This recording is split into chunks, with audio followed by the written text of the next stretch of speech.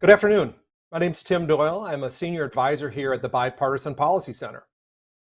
For those that have been following ESG issues here in DC, they've come to realize BPC has been a leader in trying to help define what ESG means to actually a number of different stakeholders. Environmental, social, and governance issues have been gaining significant traction over the last few years. However, the organizations that we have here today with us have been thinking about ESG at some capacity for many years. For some, ESG issues are part and parcel to sustainability issues. For others, they think of ESG as part of corporate social responsibility. And still others think of it in what has been referred to as impact investing. Regardless of what you call it or how you think about it, at the core of ESG issues is disclosure. The difficult question for companies in trying to determine what standards and frameworks to use is top of mind. Currently, there are a number of different standards and framework setters, including those created by government agencies, non-government entities, and developed through specific industry sectors. Who are the leading standard and framework setters, and what is their role in providing relevant information to stakeholders? Today, we're going to explore some of these organizations. As I mentioned, we have leaders from a few of those organizations with us. I'm going to introduce them individually and ask them to explain a little bit about their background, their perspective and outlooks for ESG reporting. First, we're going to start with Eei Template. He is the chairman of the board of directors at the Global Reporting Initiative, or GRI, as most of us recognize. Eei, would love you to give us a little background on GRI. Well, thank you, Tim, and thank you for inviting us to this session. It's very important for all of us to continue to understand, what's out there and what are people asking of others in terms of reporting. So, from a GRI standpoint, we've been around for 20 plus years. Started out really as guidance.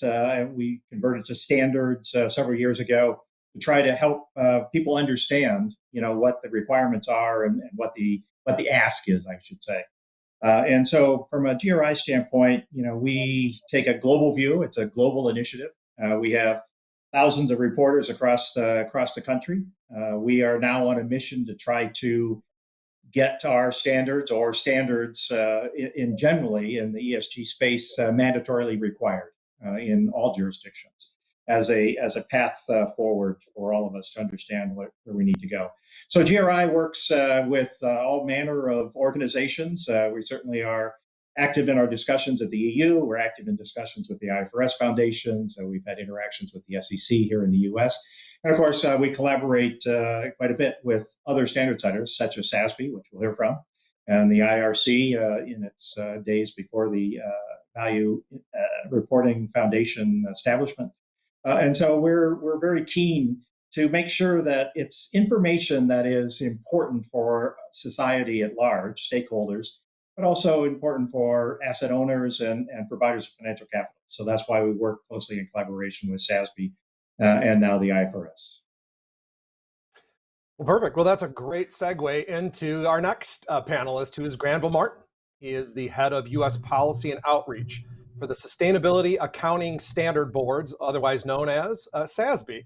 Granville, thanks for coming on, and would love if you could give a little bit of background on SASB.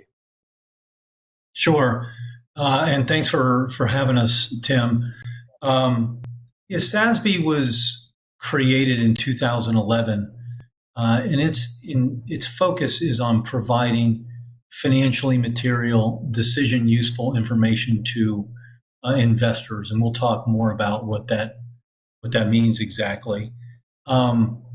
SASB achieves that, the so-called SASB standards, which companies use to report sustainability information and that investors consume or use to inform their investment analysis and their proxy voting decisions. Those standards are created through a research and standards process that's governed by a sort of stodgy but very deliberate due process that is intended to provide the kind of deliberation and sober judgment that is used to create accounting standards, and is very much modeled on the accounting standard setting approach that is used successfully for the formulation and maintenance of things like generally accepted accounting principles. You're probably asking yourself, well, how does something get included in the standards? Well, there's two elements that are required to be included in SASB standards. There needs to be evidence of investor interest in a particular topic or metric, and there needs to be evidence of financial impact of that environmental or social risk, sometimes an opportunity, actually impacting a particular industry and the typical company within an industry. So if you have evidence of investor interest and evidence of financial impact, those items will be included in the SASB standards. As I said, there's 77 specific sectoral standards, the idea being that environmental and social and governance risks do not present evenly across companies. And so having industry specificity is really important to giving investors the kind of decision useful information that they require in making their decisions. We recently, Tim and Eric alluded to it, SASB recently merged with another organization known as the International Integrated Reporting Council. I can talk more about why we merged and the respective strengths of the organizations. But a clear message I want to get out there right now is that the SASB standards continue, and the SASB standards board, which governs them, continues unchanged, as does the SASB due process approach. So we can talk more about what the VRF means going forward, but it's very, very important to understand that the SASB standards, which a lot of investors and companies already use, remain unchanged. Thank you. And mentioning industry sector or provisions dealing specifically with the sector is a good segue into our next panelist, who is Christine Martin. She is Vice President of Public Affairs, and Sustainability at the PPL Corporation. Those in the Northeast certainly know that that corporation. And for today's purposes, though, is the Edison Electric Institute, EEI, is their ESG committee co-chair. And Christine, would love you to talk about what EEI decided to do a few years ago with input from its investors and member companies. Sure, thanks, Tim. Happy to be here today with all of you. So the Edison Electric Institute, or EEI, who I'm representing today as co-chair of their ESG Sustainability Work Group, is a representative association of our major investor-owned electric utilities in the U.S. And we have collaborated with the American Gas Association, AGA, on an industry-specific reporting template. We embarked on this several years ago. It became very clear to the associations, to our member companies, that ESG topics, and specifically climate-related issues for our industry, were growing in importance, not only for our companies, but certainly for our investors. And we were facing a lot of questions from investors trying to get their arms around issues of importance and materiality for our sector in the climate and ESG space. So we embarked with a fairly small group at first, a small group of companies, interested companies, and some of our major investors, to get our arms around really the ESG metrics that are important to our sector and to investors in our sector. That has grown quite a bit over the last handful of years. We have engaged a number of stakeholders, including the organizations joining me in this panel, as well as others that are important to our sector, to come up with a fairly narrow set of ESG metrics that are specific to our industry. So we look at consistency and brevity in terms of our ESG reporting for our sectoral template.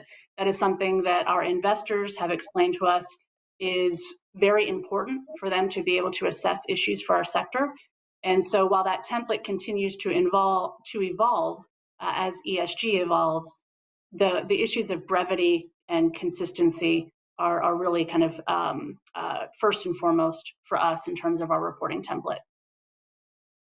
Wonderful, thank you. And lastly, but certainly not least, is Curtis Revenell.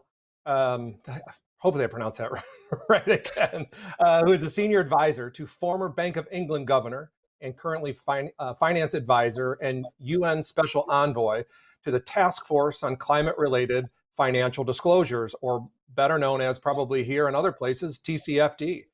Curtis, thanks for joining us. And while technically, I suppose, not a standard setter or a framework, it's the TCFD's recommendations that it seems like are being incorporated by many people, many entities when they're thinking about disclosure. So would love for you to tell us a little bit more about TCFD and their recommendations. Thank you, Tim, and thanks for having me as part of this panel. And obviously, I've worked with all the other organizations as well. Those of us who've been in the space a long time can't help but cross paths, and we all, in the end, have a very similar objective, which is to get better information. Good information is the lifeblood of good decision making, whether it's investment decision making or public policy decision making. So it's important to note that all of us worked really well together, but we all sort of have different slices that we focus on. And I jokingly call climate the big C in ESG. And in 2015, the Financial Stability Board, which I'll remind or inform some of you who may not know what they are a product of the G20, and the G20 asked the FSB, which is basically all the financial regulators from the G20, to look at climate risk and to try to come up with some information sets that will help inform better underwriting, investing, and lending decision making, and to better understand the potential concentration of climate risk in the financial system. To do that, the FSB decided to create a private sector-led task force. So those FSB members appointed people to a task force, which Mike Bloomberg chairs, which Mark Carney created. And I was part of the founding secretariat to that, and we developed a number of recommendations. Most of those recommendations, nearly all, were built on some of the frameworks and standard setters represented on the phone today. I think the difference was they were highly focused on how climate might impact financial performance, either of a company or an investment, and as opposed to, say, how companies impact climate. I think both are really important, but they're for investors who are solely focused on financially material information. The TCFD's goal was to try to sort of sort through the large range of both regulatory requirements and voluntary standard setters and say, hey, what makes most sense? And I'll also point out that all of these are highly complementary, and the TCFD is a lot of it's quite qualitative and talks about process. What's your governance? Do you have board oversight, senior management oversight? How does that work? How is it integrated into your risk management policies? What's your strategy basically for taking a look at various potential climate outcomes? And then, of course, what are metrics and targets that you use to track your performance and position around that? So again, I see these as highly complementary. My last point is just at the recent G7 meeting, there was a communique that came out that all the G7 jurisdictions agreed to a path to mandatory for climate-related financial disclosure and climate risk, and recommended that they use the TCFD as the foundation for that. And when I'm speaking to companies about how to implement the TCFD, I point to my colleagues at SASB and GRI and EEI as a more specific implementation guide on how you could go about doing that for your specific sectors. Because again, TCFD are more high-level recommendations than they are standards. Well, I appreciate that. And thank you all for joining us today. I should note, for those watching on YouTube or Facebook or following us on Twitter, Please submit your questions again online or in the chat function or the hashtag BPC at BPC Live. So why don't we start then? We'll just get right into the questions. And this one just will be generally about standard setters and frameworks. So Eric, we're going to start with you at GRI. So as a standard setter, can you explain what you think the key differences are between, for instance, you and SASB and how you envision working together? I know there's been some collaboration between you two, but also amongst the other group of 5, as they're called. So would appreciate you telling us kind of the differences there. Sure. Thank you for that. So I think it really starts with the scope of what we're all trying to do. So from a GRI standpoint, we're keenly interested in and Curtis just made reference to it. What are the impacts that organizations are having on society and on the environment?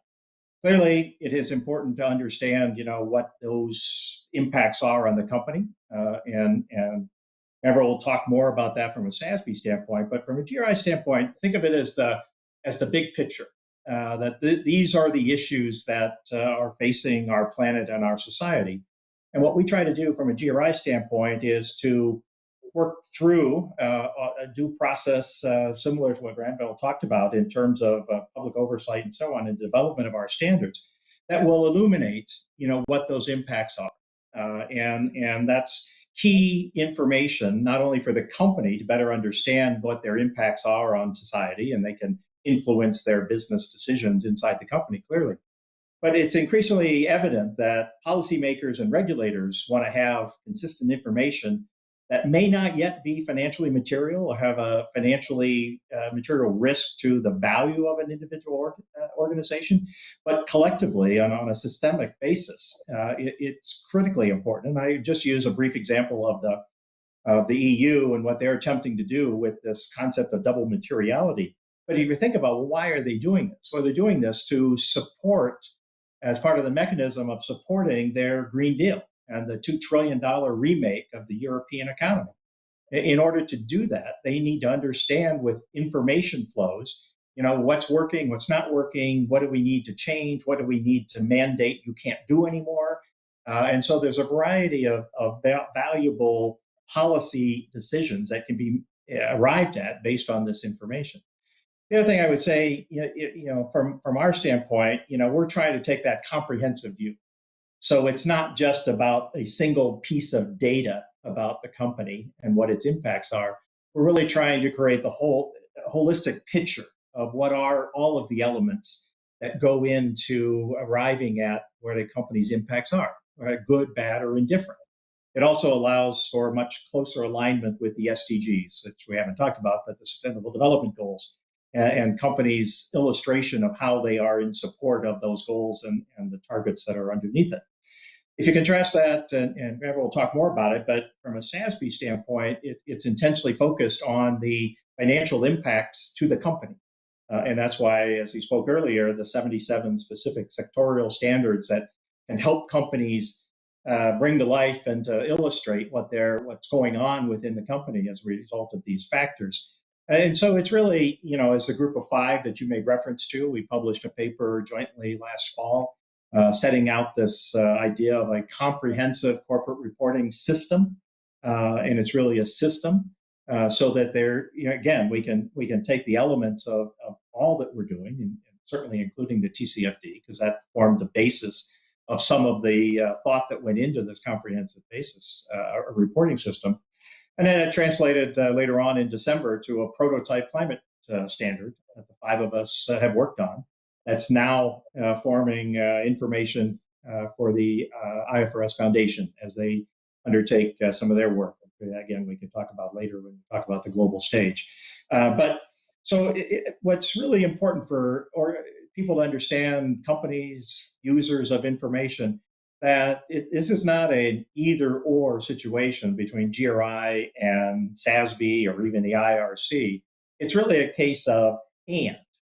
So if you want to, if you have stakeholders that are keen to understand your impacts on them and the world, then a GRI framing of that is very helpful.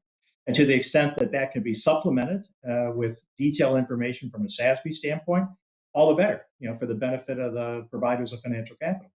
And in terms of that collaboration, we recently published in May another joint paper, if you will, that seeks to demystify, how this does work together and are complementary.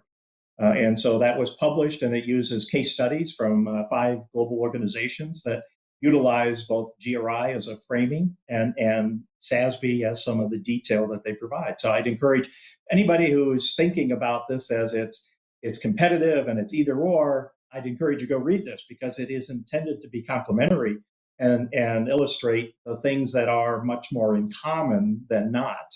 And I would also say to Curtis, this idea of looking at both perspectives, as the EU has called it, this double materiality, I think is fundamental to what the TCFD is looking at. It's not just about the impacts on the company, it's the company's impact on the environment. And so I think we're trying to collectively, figure out how to best do that. And to the earlier point about simplification, we can make it simpler, but none of this is easy. And I think I would stress that point. This is hard work, that we can to collect the information, but more importantly, to analyze it and then make important and hopefully informed decisions about what to do it. This isn't easy, but I agree with the point that we need to make it simpler. And part of that is to use the same metrics, the same terminology, the same definition of terms, regardless of which perspective we're trying to illuminate as we go forward. And that's certainly the ambition that we have. Well, I know in the papers you're referred to, materiality is a key factor, and it's clearly one that both the SEC is currently grappling with, based on the Supreme Court definition of it here, but as well as Congress and others here trying to figure out. You mentioned double materiality, and I know in the paper you talk about dynamic materiality or nested materiality, as you talk about. So we'll get to that in a minute. I did want to bring Curtis in here.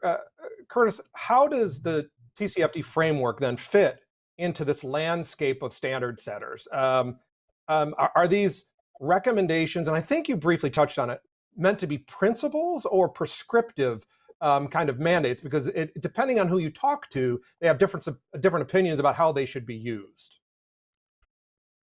Yeah, I mean, look, the framework was designed to be flexible and scalable. And if you look at so there are the TCFD recommendations, and then there are supplemental implementing guidelines.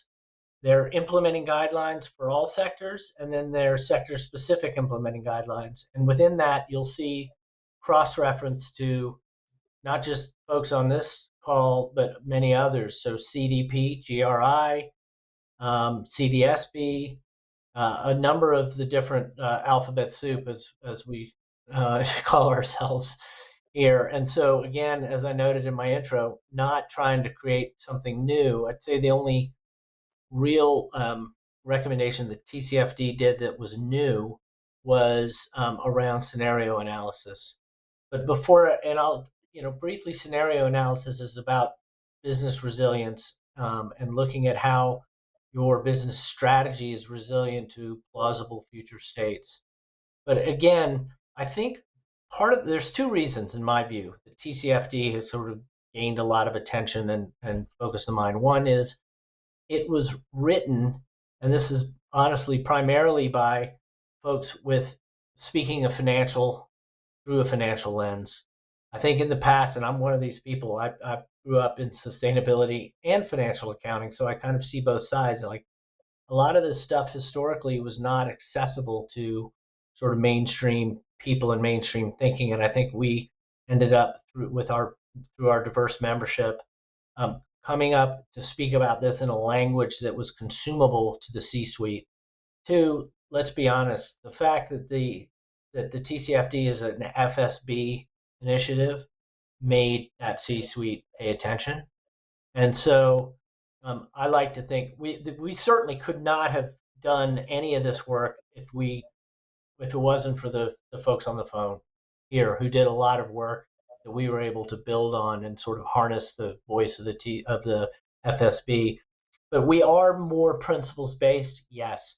Although we have a consultation out right now because we've heard time and time and again, we do a lot of work over the years to try to understand how the market is able to adopt TCFD and how far it's able to go. And basically, the short version is the market asks for some more specificity. So we have a consultation out right now that closes on July 7th. And so for those of you on the phone, I would encourage you to go to the TCFD website and please respond to the consultation if you could, because the market's asking us for a bit more specificity. And so we've identified a number of cross-industry metrics that we are looking for market response to. And there are, again, as Eric pointed out too, we're all working together closely on all of this. And we built a lot of that off of some of the content that was put out by the December 2020 paper that the Group of Five put out.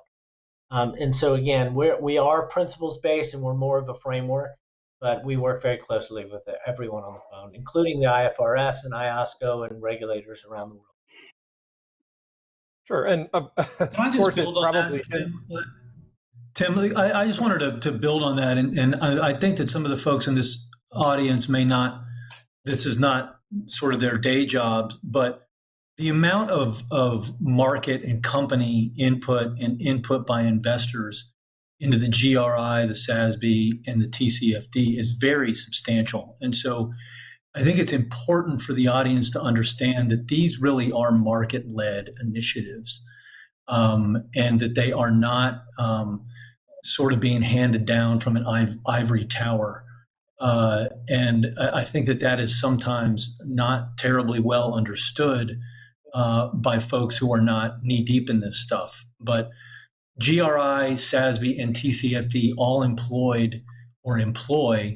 really rigorous due processes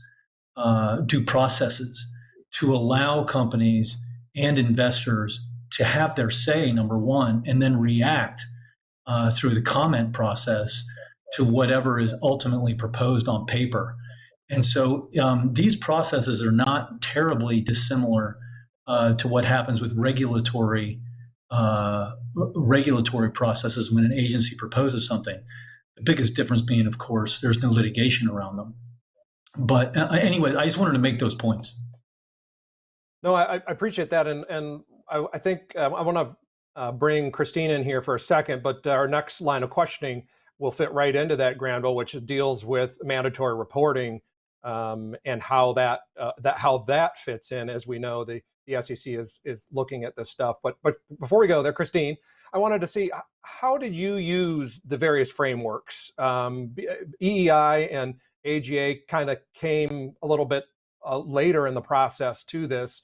But how did you use the current frameworks, I suppose, and TCFD's recommendations to develop your template, and how does that interact with the other standards? Yeah, thanks, Tim. It's a good question.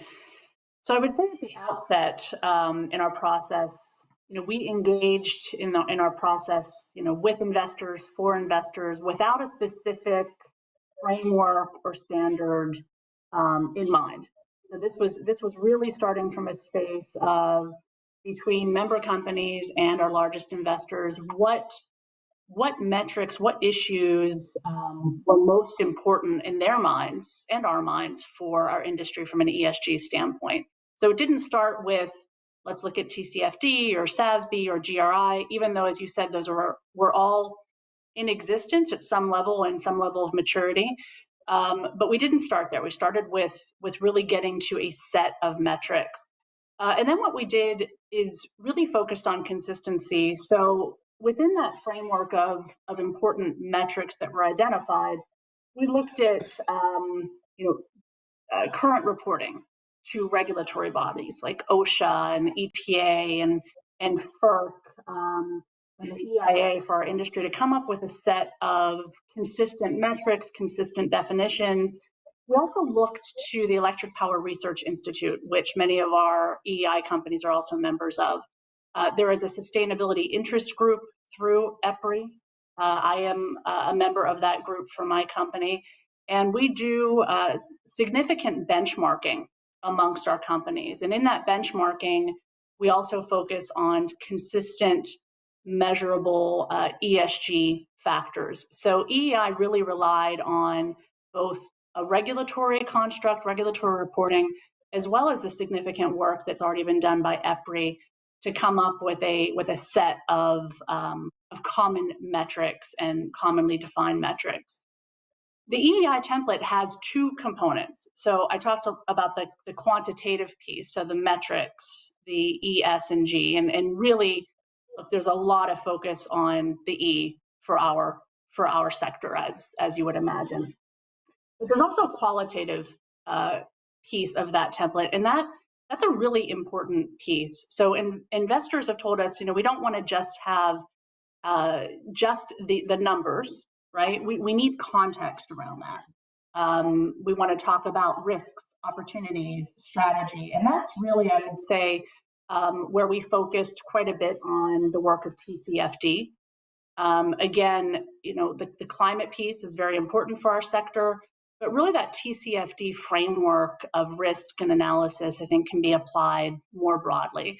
But Tcfd is specifically mentioned in the qualitative component of that template and the instructions for member companies filling it out. It's not prescriptive in any way, but again, we view that framework as something that can be adapted across companies.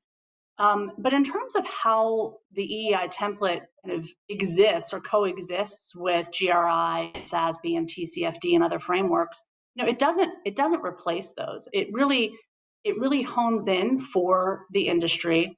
It's a specific framework and reporting that we can coalesce around, and then our investors can focus on in a Excel format that they can kind of look at across companies. And they've told us consistently, kind of year over year, that is a framework that works for them for our industry. It doesn't necessarily supplant companies reporting using other frameworks or standards. And I'll use PPL as an example. Our corporate sustainability report is a GRI-focused report. It is, to Eric's point, it's where we started in our sustainability reporting. It helped around identification of priority issues. It speaks to a number of stakeholders. It's a great framework for a corporate sustainability report. We also map our disclosures to SASB, and EEI has also done that mapping to SASB to see where there's commonality between the template. It's not a one-for-one or 100% overlap, but there is a fair amount of consistency in the types of metrics that we see between SASB and EEI with some differences. And then we also use Tcfd both in our CDP reporting, our climate reporting, as well as in our climate assessment. So again, I think there's a fair amount of not just crossover, but I think there's a fair amount of complementary reporting. It's really kind of looking at what's the audience, what's the purpose of reporting. The EEI AGA report is really focused on primarily investors as the audience. And so that is the look that you get with that report. Again, it's brief, it's narrow, focuses a lot in the narrative on strategy and key governance issues for our industry. Whereas our corporate sustainability reports, might be more broad and are more broad because they're focused on a number of different stakeholders. One thing, Christina, I wanted you to just briefly touch on is EEI, as we mentioned, was out front, at least from the kind of the inside the Beltway, DC centered trade association kind of driven reporting framework. And you mentioned AGA, you partnered with them, but now we see the same type of thing from some of the other energy sector folks. API is talking about it. AXPC has just come out with one. I mean, do you think that will increase, that sectors will be looking to do what you did across the board, from a tech, from just, you name it, kind of across the board, as opposed to just using the templates and the disclosure frameworks that are already out there? I think that we will see more of that, Tim. It's not easy, as another panelist referred to. This isn't easy. It takes a lot of effort, a lot of concerted effort.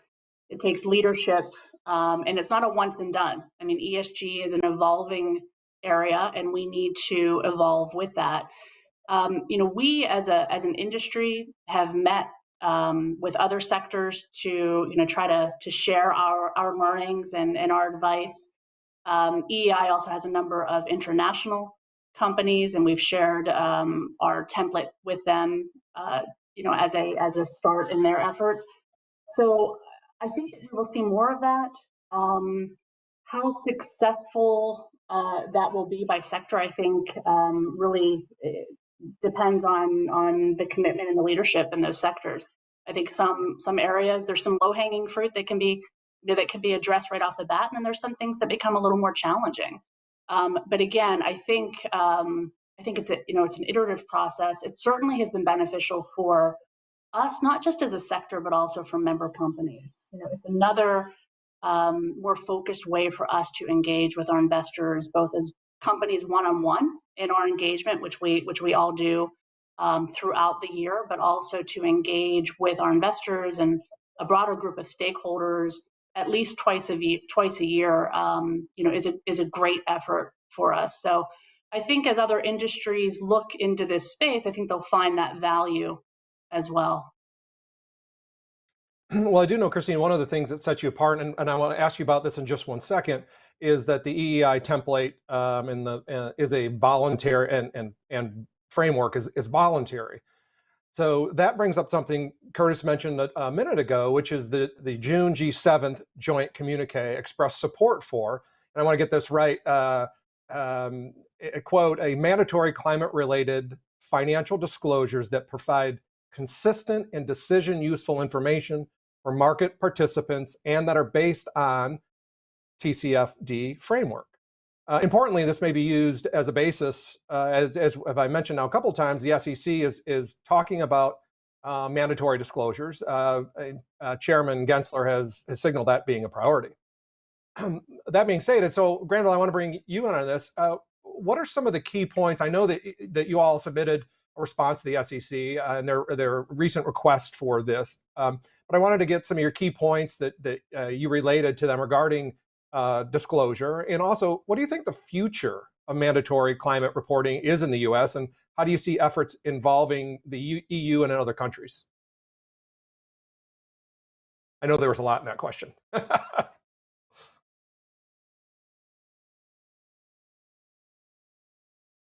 I'm sorry, I'm muted. Like, how many times do I have to do that in the last year? But I'm not muted anymore. There's a lot there, Tim. So let me kind of quickly move through it. Our letter to the SEC, and if you want a good introduction to how to think about these issues, take a look through the SEC's comment letter file. I'd recommend to you SASB's letter, of course. Walmart contributed a really interesting letter, as did BlackRock. We suggested to the SEC that climate reporting needed to be mandatory to some degree, that it needed to be industry specific. Climate, like environmental and social risks, does not present evenly across industry sectors or even within an industry sector. And so we thought that industry specificity was absolutely crucial to providing investors decision useful information. We urge the SEC to rely on existing frameworks and standards such as SASB, Tcfd, and others. We talked at some length about the need for a third-party standard setter. And that such a third-party standard setter needed to be, as I said, industry specific, focused on financially material disclosure, and that any third-party standard setter needed strong governance, robust due process, and transparency. and there's precedent out there. The way the SEC relies on the Financial Accounting Standards Board with respect to financial reporting, the reference to the COSO framework pursuant to Section 404 of the Sarbanes-Oxley Act. And we talked at some length about the international considerations here. One of the things you'll see in that comment file is that many companies and investors are very focused on ensuring international compatibility for sustainability disclosure standards. And we talk about using a building block approach that the US and the IFRS, which was mentioned earlier, and the European Union should focus on adopting similar financially material disclosure standards for sustainability that can form that first building block of disclosure standards. And to the extent that that the European Union or the United Kingdom or the United States believes that there should be disclosure in addition to those topics identified as financially material, this would provide for that kind of flexibility and making sure that whatever the U.S. does is ultimately consistent and interoperable to some degree with what happens at the IFRS and European Union level and what happens in Japan is really important. Obviously, many American companies operate in multiple countries. What the European Union is considering now may very well capture a large number of U.S. companies that are active in the European market. And so ensuring that the sustainability standards that are ultimately arrived at are the most efficient and flexible for companies is very much in the U.S. economy's interest. And so to the extent that there are folks on the phone, representing U.S. companies, I think it's important that you pay attention to what's happening at the IFRS and European Union level, not just at the SEC, because what's happening and the policies that are going to be made there may very well capture a significant number of U.S. companies, and they're taking comments, and they really do want private sector input. So I'd encourage you to engage to the extent that you think it's relevant to your company. Well, I appreciate that, Granville. And you, although didn't use a term, it certainly sounded like you were describing this term I used earlier from your paper, actually referred to as nested materiality, which is materiality within materiality, and that yours is we'll call it the broadest version of that materiality would be something, for instance, under the GRI kind of definition of materiality, where you, SASB, or at least the financially material one, you're talking about a subset or a nested, a smaller version of that. It's interesting you bring that up. As I said, the SEC is grappling with how to deal with that. So Christine, I want to bring in here. Obviously, one of the big discussions that the SEC is dealing with, not only the definition of materiality, but whether this should be mandatory or not, and whether this should be principles-based or prescriptive. So question for you, would your member companies be supportive of some kind of mandatory use? And if so, what would some of the concerns they might have towards it? Mm-hmm. Yeah, Tim, so let me start by saying that you look at the utility sector, electric and gas, I mean, we're one of the most capital intensive sectors, if not the most capital intensive sector in the US. So transparency in capital markets, information in capital markets, relevant information is very important to our companies.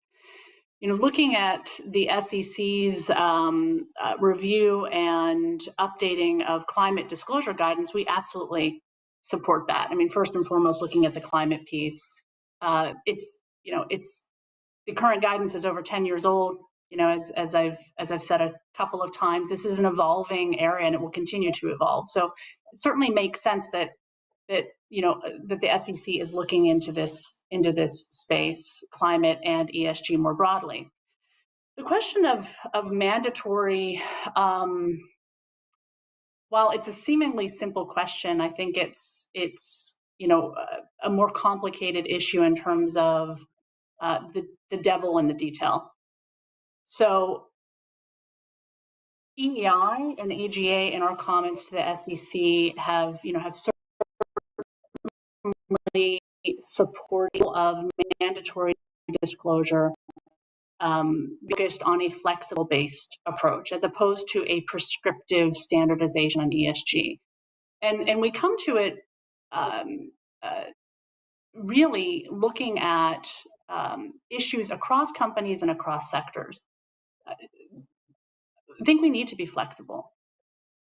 ESG issues are not the same. That it's really not a cookie cutter, one size fits all approach across sectors or even across companies. There's a fair amount of contextualization, of strategy narrative that we have focused on outside of the SEC process to allow companies to provide investors with a level of detail that really puts those ESG metrics into some context on a company specific and also sector specific basis. So I think if we're looking at mandatory, and it certainly seems that is the approach the SEC is looking to, we would be focused on a flexible principle based approach, and certainly the work that we've done as an industry with our reporting template that I think over 95% of our member companies, our EEI member companies in terms of market cap, are using that template. We've gotten, again, consistent and really good feedback from our investors. We continue to be responsive to their needs. We survey them regularly. We meet as a group at least twice a year. We want to see the recognition of that industry-focused approach in any kind of construct going forward, any kind of mandatory construct going forward. So, we want to be part of that process going forward. We've engaged with the SEC, and we look forward to continuing to engage on this process. But again, mandatory, we don't necessarily shy away from that. I think it's just the way in which it's done to be most relevant to investors and useful for them. Sure. Now, Curtis, I wanted to bring you in here regarding this issue that we've been talking about, the mandatory disclosure aspect. Obviously, as you laid out, Tcfd has the recommendations out there, but you mentioned that that Tcfd has heard from stakeholders that they want something a little more concrete than just recommendations. How do you see that, and that there's a comment that you were soliciting comments for that? How do you see that fitting in with some kind of mandatory disclosure here in the U.S.?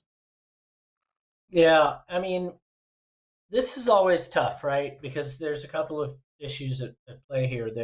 You have to balance the needs of investors with the burden on issuers.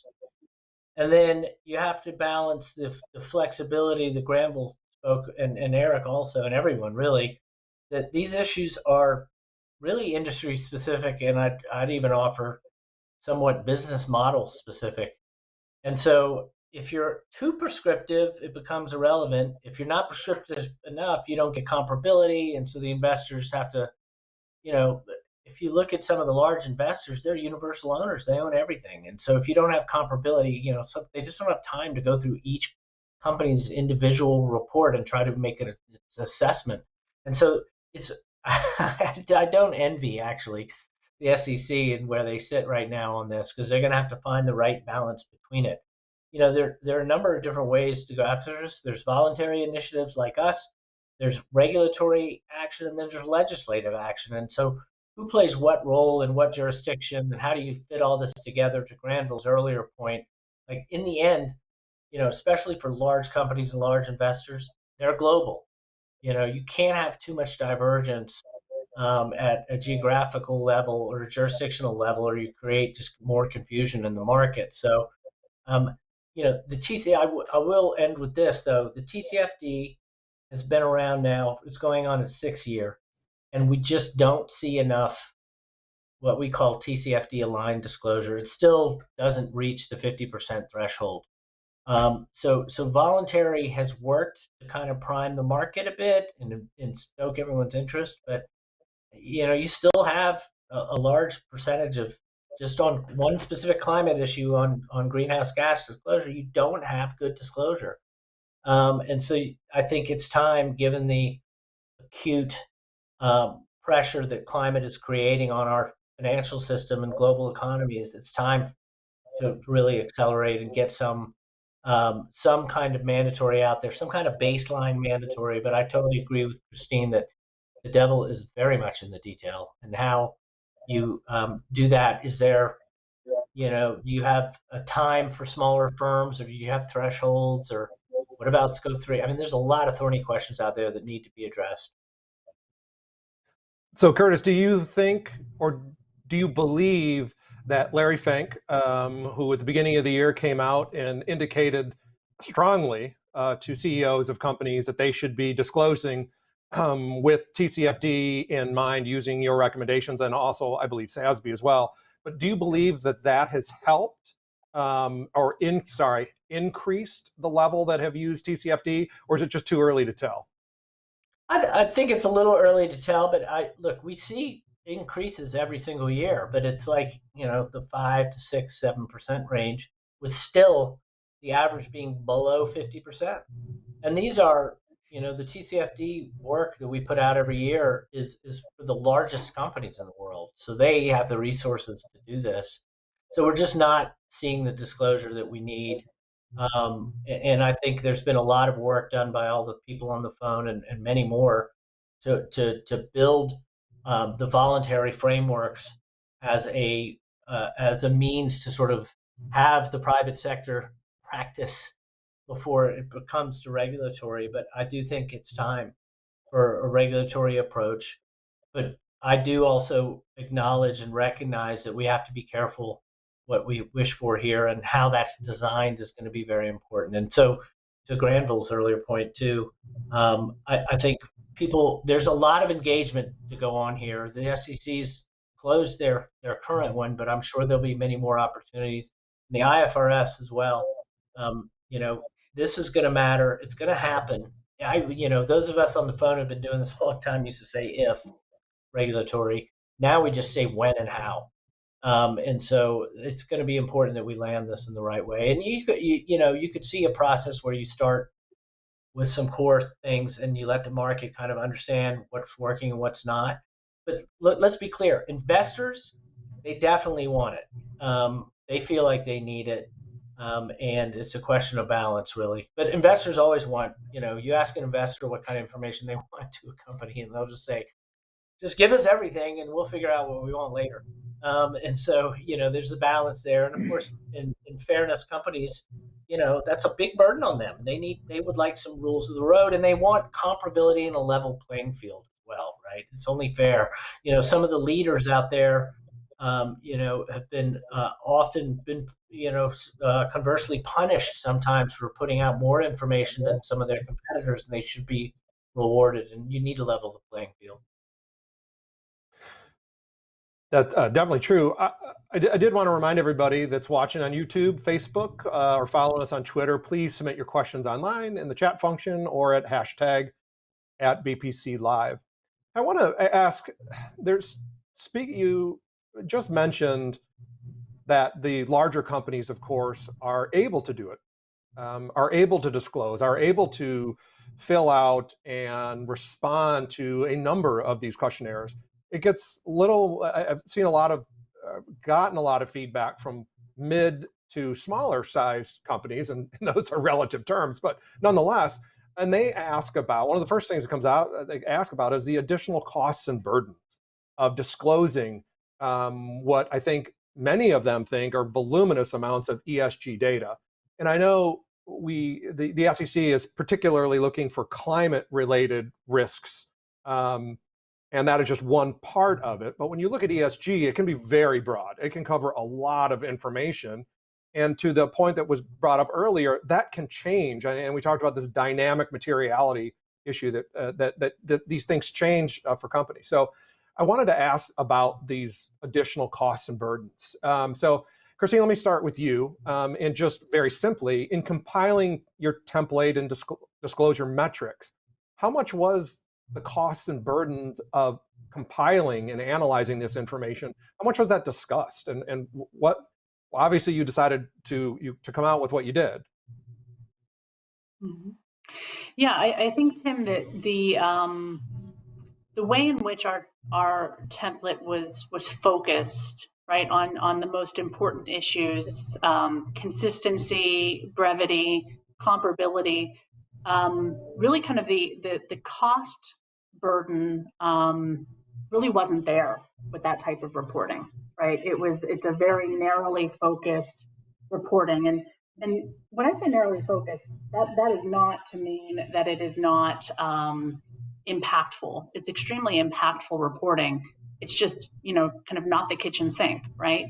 To Curtis's comment on, give us everything. This was actually the opposite. It wasn't. It was we've got a bunch of stuff, and now we need you to, we industry, let's work together and help focus this. So, I think that kind of that broader reporting fatigue, reporting focus, and it's not just the frameworks and the reporting, but it's also the ratings. As a company, there are a number of different ESG ratings out there, and even though we don't necessarily respond to them in the same way we would a standard or a framework, they require an awful lot of time, sometimes more time, on the part of companies, because you're trying to, in some ways, figure out a black box of information and why you've been rated in a certain way. So this reporting template was in part kind of a response to that. How do we narrow a set of standards that we can talk, or standardized metrics that we can talk to our investors about, and that companies can talk kind of across the sector about? So it was kind of the opposite of reporting burden, really, Tim, in coming up with this reporting template. Well, it's interesting you bring up the ratings services that are out there. We've had so many questions about how that works, the process, how it changes. One of the key issues is that the ratings can only be so good as the information that's disclosed, which of course makes perfect sense. But so much so that BPC will actually be doing, we hope to be doing an event later on regarding that, because we do think that that's an important end. But we want to start, obviously, with the standards and the templates here that we talked about today. I want to bring Curtis in now. Curtis, with TCFD, again, these were recommendations, but was cost ever an issue, or was it more of that we just want the companies to use these recommendations and disclose the relevant information as they should, not necessarily what the costs are? No, costs were, look, we did not do full cost benefit analysis, but what we did do was we developed, keep in mind the makeup of the TCFD membership is made up of sort of three groups. One is preparers, and one are users of information, and then a subset of experts. And we came up with principles for effective disclosure, which talked about this very issue, that you have to balance the burden on the preparers with the needs of the users. And we spent, that's basically the whole TCFD recommendations were. Let me just be clear that these were hard fought, right? And we tried to really narrow it down to what we thought was critical information for the market to understand. And we, again, as I noted earlier, the TCFD is intended to be flexible and scalable. So, we recommend that companies early on the journey, if they're smaller enterprises and don't have much resources, talk about their governance and risk management processes, and then talk about some of the strategy and how climate has impacted them today and how they think it may impact them in the future. It can be qualitative, and what metrics they use to track progress against those. And there are some companies that go full bore on that, and others that have a lighter touch. And I think in a voluntary setting, that's appropriate.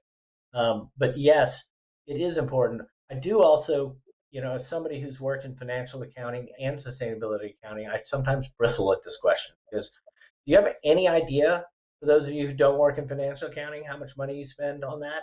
You just consider that a sunk cost.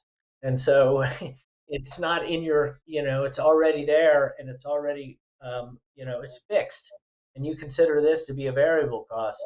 And so it's still a fraction of what we spend on financial accounting. But I think it's growing importance, and the connectivity to financial accounting is really important. But I do think that it's important to develop the institutional capacity to do this work, but finding that balance of what's most important to you, decide your target audience, understand, and I think GRI does a great job of this, of issue identification, and then specificity on working with your investors and stakeholders on what they really need and want. And these standard setters represented in the room and beyond provide you the tools to help you do that. Right. Well, speaking of GRI, Eric, I wanted to get you in on this conversation. You obviously have the broadest standards and frameworks. You cover quite a bit. How does cost affect, or has it affected your standards and frameworks? And is that something that companies, when they engage with you, grapple with? Well, certainly they do. The latter, yes, they do. But I'm where Curtis is. If this information is truly important, and obviously the folks on this call think it is, but if it's truly important, then the companies need to recognize that they need to collect the information. So I wholeheartedly agree with Curtis that we take as a given the tremendous costs that companies engage with of all sizes. I don't care whether you're the largest in the world or the smallest in the world, you are incurring a cost to collect the financial information, and that you do that for your investors, for your lenders, for your stockholders, whoever it may be, and don't give it much of a second thought. Although, of course, when ASPE comes out with new accounting standards, there is this cost benefit, and the SEC rulemaking takes into account, what is the cost benefit of this. But I think in this space, it's nascent enough that, we just really what, is fundamental. And I wrote a paper many years ago in a previous life that sort of tracked through the idea that voluntary will only get us so far and mandatory will get us over the line. And I agree with Christine's points about flexibility and so on. Mandatory means lots of things. But one of the things it means is that all companies will do it. And so I think when we get to that point, then the competitive disadvantage for those that aren't collecting this information disappears, because now they have to do it, just like the companies that voluntarily do it. I don't think that's a good reason, because they ought to be doing it for their own information and for their own edification. This information is not intended to only be for the benefit of us. It's intended to be a benefit to the company, to change their approach, to change their strategy, change their business model, change their minds about what they're going to do. And that takes both perspectives, not only from a cash flow standpoint and product development, but also what impact is it going to have on society generally. And so, just to loop back for a moment on this mandatory reporting, I think, from a GRI standpoint, we have clearly gone into the direction of voluntary only gets us so far. We need more than just the willing. We need to have some of the unwilling, if you will, to provide the information so that we as society and policymakers and regulators have the full scope of what's going on in order to tailor their policies, tailor the regulations to drive us to a sustainable future. And so that becomes, but again, the devil's in the details. But I would say that we're past the point where we can just rely on the willing and the voluntary to get us the information that we as society and even as investors need to have in order to make rational, important decisions. And as this information is increasingly viewed as critical to those decisions, then the companies are going to have no choice but to collect the information or be left out of the conversation, which I'm sure they don't want to be. Well, now, Eric, would you agree then with Christine's, obviously Christine indicated, just as you did, that mandatory, we're beyond that, maybe beyond that point. Like, yes, there should be some kind of mandating. And, I think there was a stat that 90% of S&P 500 companies are disclosing much of this information already. But the one question that comes up a lot is whether it is a principles-based versus a prescriptive mandating, if you will. Do you agree that with Christine that there should be principles-based, or are you looking at it from GRI's perspective that it needs to be prescriptive? So, this question comes up a lot, and I would submit that it is both, because you can't have a disclosure regime that is trying to be comprehensive in nature, where you're covering, what is your business model, what's your strategy, how do you manage your risks and opportunities, and all of those qualitative sorts of elements, and then having to have some sort of a language or some sort of a mechanism to bring that qualitative to life in the sense of either targets as the Tcfd wants to have, or certainly metrics of performance. So it's not one or the other. I think you start with the idea of what are you trying to solve for, who are you trying to inform, and then I think you look at what are the frameworks, or what will be the mandatory requirements. And it is going to be a mix of qualitative. You've got to put this information into context. You can't just have a data point. You can't just say, well, these are my scope 3 emissions. That means nothing. You've got to be able to have context, which means you have to talk about what's going on in the business, what's going on in society. And then that drives the context and drives the relevancy for a particular company on a particular data point in the CSG world. Perfect. Well, Eric, it's interesting you mentioned scope. I want to build on that. You hear this a lot. Eric and I are swimming in adjacent swim lanes here, and the principles-based appears a great deal. But it is rare that in these discussions, someone then says, well, here's the principle. And so what do they mean? You can't have safe roads with just a speed limit. That's why we have reckless driving laws, right? So you've got both principles and metrics in any rational rule-based system. So it is, and when people say principles-based, what precisely do they mean? Last year, the SEC finalized a revision to the disclosure rules that said human capital resources must be disclosed by companies. So what are the material aspects, that's the principle, of human capital resources that are material to the business and investors? And the reaction from investors to that principles-based disclosure has not been all that positive.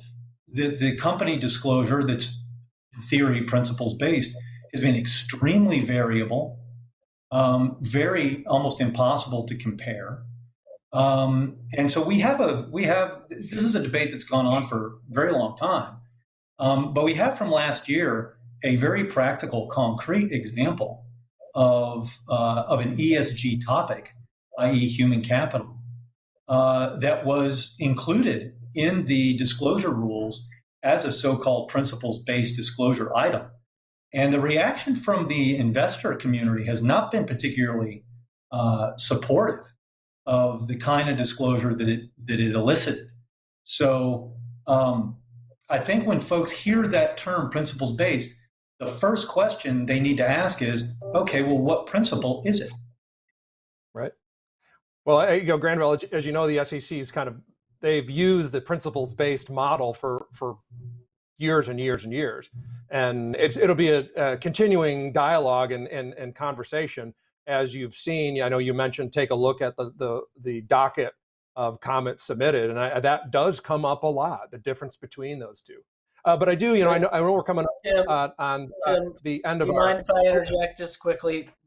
Yes, it does use principle-based, but there's endless examples of line item disclosure that they require that goes beyond that. So, what I would hope to see is what Eric brought up earlier, a mix. You need some core common metrics that everyone can use to create that comparability and that applicability, really, right? You need to be able to aggregate to see across the sector, and then there's got to be context, and that could be more principle based. That's important. Yeah, the so-called SSK disclosures, and we don't have time to get into the legislation that was passed that listed a whole host of disclosure requirements out of the House Financial Services Committee. But I did want to get a question from the audience, a couple of them if we can, because we got about 5 minutes here. And one that I want to talk about, we talked about scope 3 emissions. So I want to ask that one, or two I want to get to. The difficulty in measuring scope 3 emissions and impending plans for carbon border tax adjustments will increase pressure for a prescriptive mandatory approach. This is from Colin Smith. This is a question for anyone on the panel that wants to address it. So the question's about the interaction between scope 3 and a carbon border adjustment? Yes. Well, it's obviously in the U.S., unless I'm unaware of it, I mean, there's no real discussion of the imposition of a carbon border adjustment. The European Union is beginning to look at it. They looked at it, in the context when 10 years ago, when Waxman-Markey and the EU ETS were ultimately, Waxman-Markey obviously didn't make it over the finish line. The EU ETS did. Scope 3 will be relevant to that. And it depends on how the Europeans decide to draw it. And it's extremely complicated. I would think that from the European perspective, they're more focused on the question of really scope 1 and scope 2 emissions with respect to exporters and importers who transact in the trades of goods.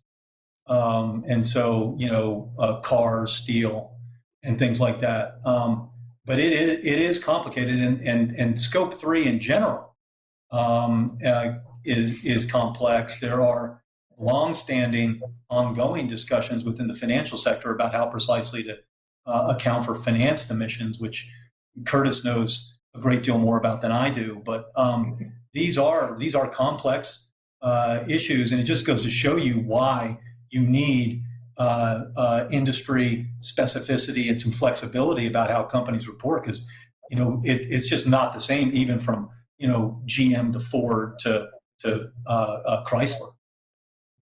Granville, it sounds like you're making a principles-based argument there. It depends on how you want to articulate the principles.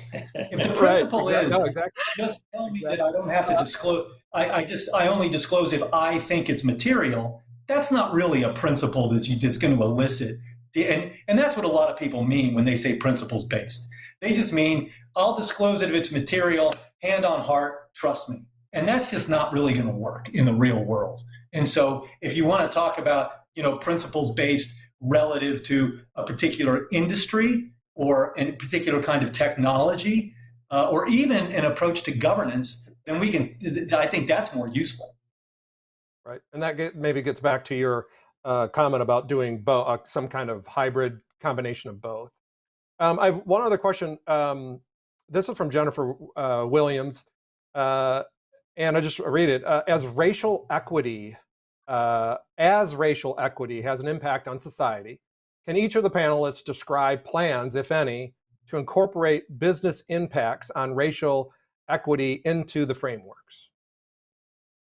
Can I just start that one, because that's easier for me, unfortunately, which is the Tcfd has a remit from the Financial Stability Board to focus on climate and financial materiality directly, and we've often talked, and we strongly encourage firms and others to look at this issue, but it is specifically outside of our remit. Sometimes I thank the Lord that the FSB gave us a very, very tight remit, because we are unable to take on any issues that are not direct about climate and financial materiality. You could make an argument that there are second-order impacts, which I totally subscribe to, but we have a very tight remit, so we can't focus on that.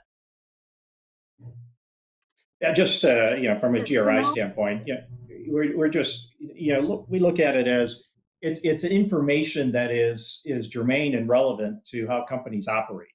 And so our disclosures, particularly around the workforce and the interaction with labor and so on, is intended to provide information. Now, it is something that we're looking at right now, the GSSB, which is the standard setting body within GRI, around, are there changes or things that we should take on board as a result of this intensity of focus, particularly around racial. But there's lots of issues. There's income inequality, there's racial inequalities, there's a variety of inequalities that have been driven into our economic systems around the world. And so from our standpoint, as these issues arise and become important or emphasized, then we take a look and say, are we in a position to help companies understand, define these terminology, as well as then determine what are the germane information flows that should come from that. So it's not about, we're not trying to make a business decision of who's good and who's bad. We're trying to be neutral in this and just say these are the issues and this is the information that is relevant to stakeholders. And it's up to others to make judgments about whether that is adequate or inadequate, from either an investor standpoint or societal standpoint, to the extent it's not a publicly listed company. Yeah, Tim, I'll just add for EEI, DEI, equity and inclusion for our workforce is something that we are focused on, and as our template evolves, as well as energy affordability in terms of metrics and kind of trying to determine how we measure that from a metric standpoint. From a qualitative standpoint, our template provides the flexibility for companies to talk about how they engage with their communities. And certainly over the last year, if you look at reports for the 2020 reporting year, you'll see discussion in a lot of companies' templates, qualitative section of their templates around their engagement with their communities around COVID and racial equality and some changes or efforts the company's made in that space. I mean, from a regulated utility standpoint, our communities are extremely important to us, and they're extremely important for us for our license to operate. And so it's an area where we focus. From a metric standpoint, it can be a little challenging, but that's really where that flexibility and the qualitative piece comes in. Perfect. Thank you, Christine. And we're a little over, so I wanted to thank Eric, Granville, Christine, Curtis. Thank you so much all for coming in today to be a part of this event. I really appreciate your input. This is for those not in this sector, it can be a very complicated topic. So we certainly appreciate that. As I think I mentioned, we here at BPC, we will continue this series on ESG. As I mentioned earlier, we'll focus on standard setters. Materiality, which came up quite a few times here today. That is, we are going to organize an event just around materiality because it's that vital and that important to these discussions. But as the SEC works through its disclosure framework, we'd love to have you all back as we get a little closer to figuring out what they're actually going to do. But until then, again, really thank you all for joining us today.